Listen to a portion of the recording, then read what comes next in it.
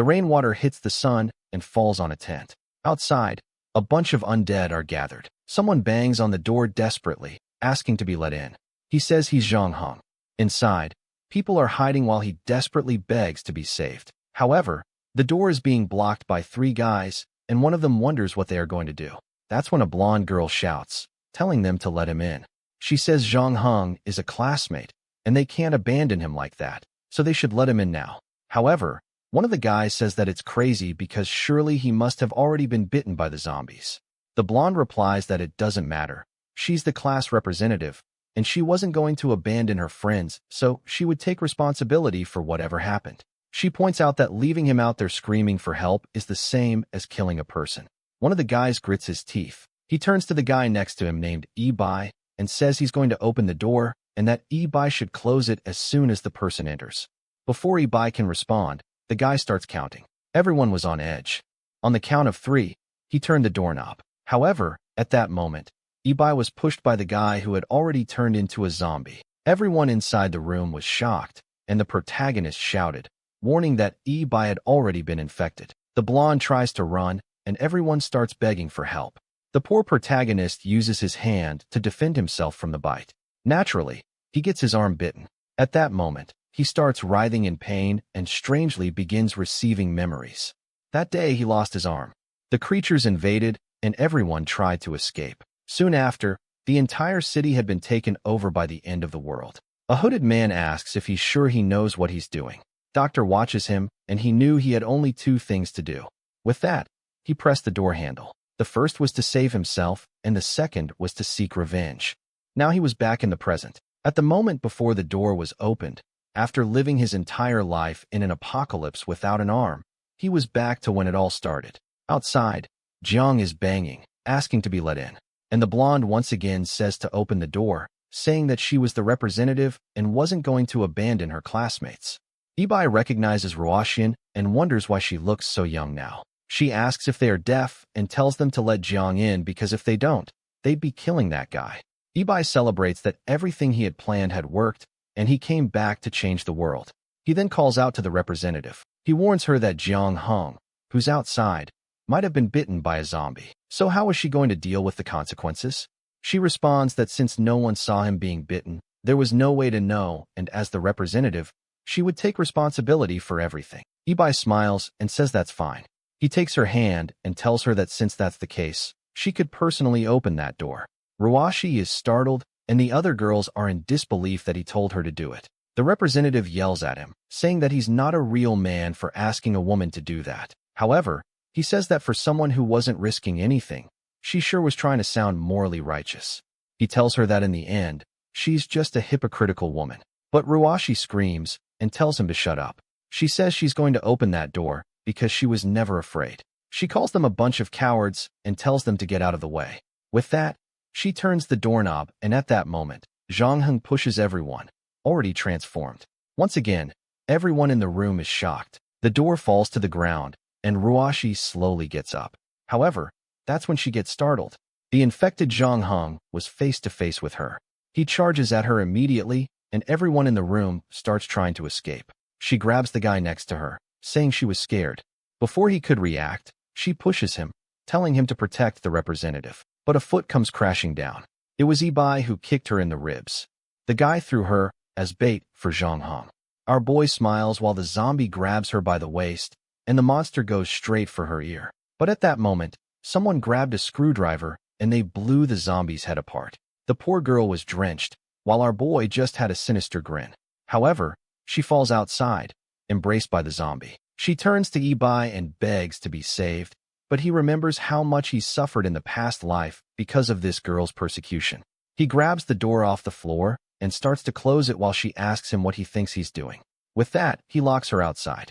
He turns to everyone and asks why they weren't closing that door. The scared and fearful group started saying they were going to block the door. They then pile all the furniture, boxes, and ladders in front of it. Outside, Ruashi kept banging, asking what they were doing. While she pleaded for help, everyone was blocking the entrance. She kept struggling, saying she was the class representative and couldn't be treated like this. The other girls didn't have the courage to do anything. Meanwhile, the rest of the group continued blocking the room. Ibai stood there, watching everything. Time passed, and finally the rain stopped. The group commented that they could no longer hear of Ruashi's voice.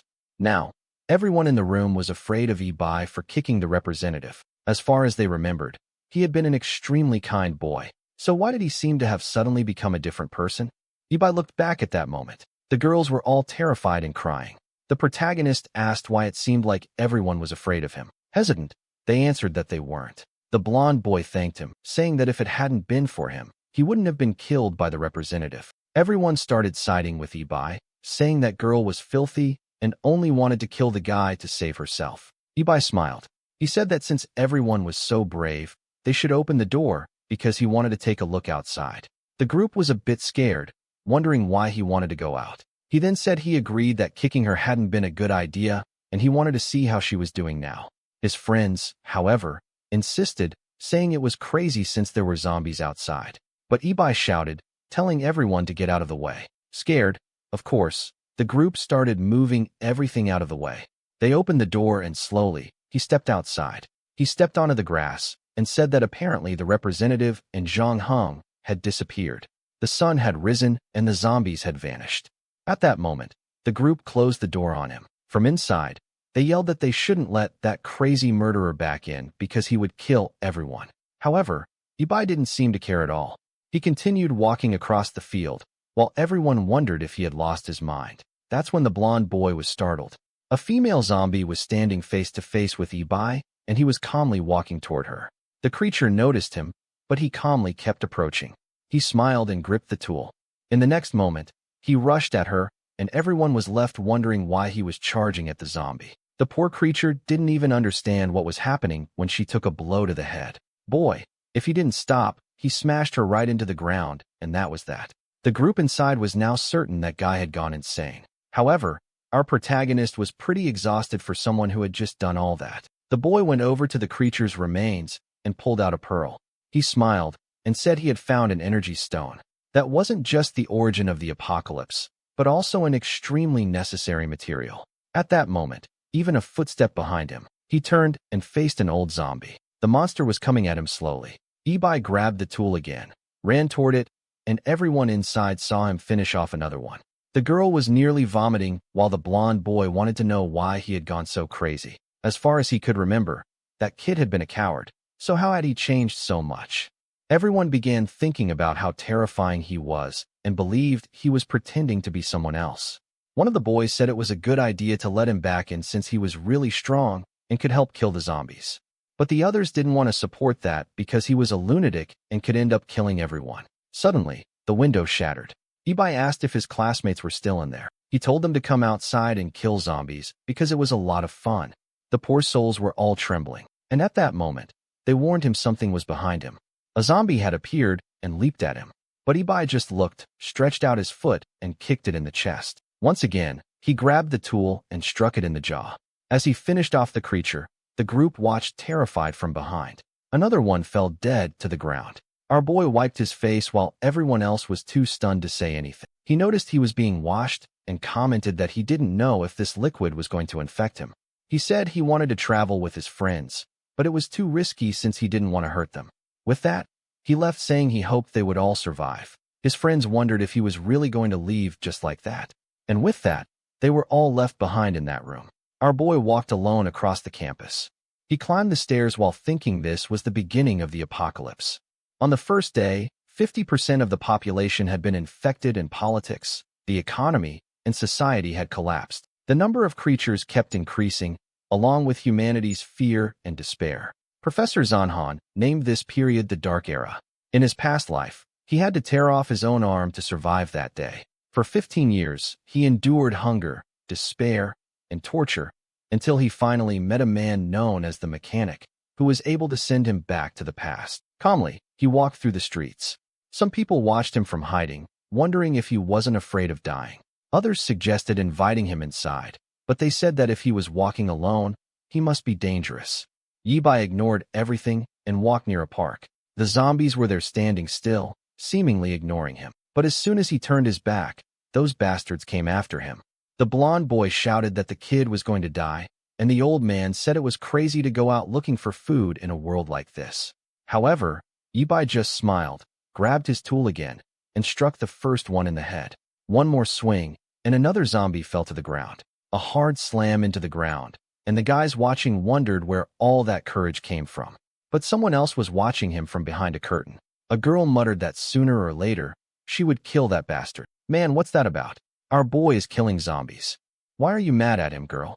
After finishing off 3 creatures, our boy was exhausted. But then he heard something else, a flock of birds coming from behind. 3 more zombies were approaching.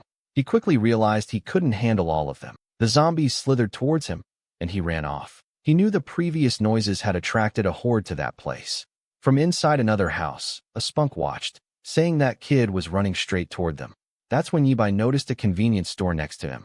He started banging on the door, asking to be let in. He looked at the camera and said he needed help because he was being chased by a horde of zombies.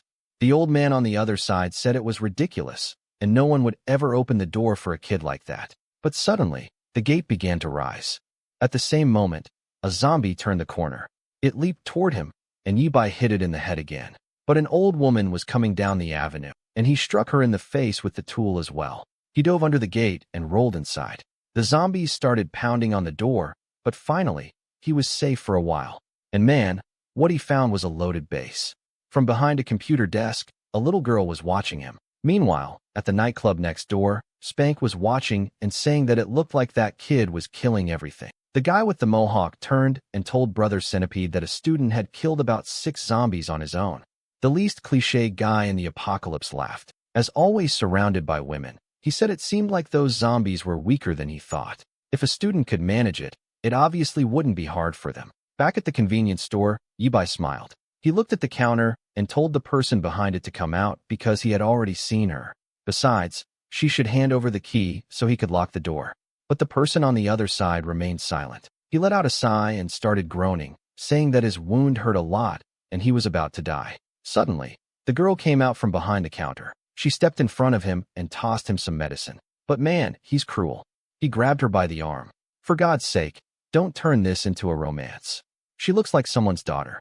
Yibai told her to hand over the control, assuring her he wouldn't do anything. She asked what control he was talking about, but she clearly had it in her hand. He reached for it and snatched it from her grip.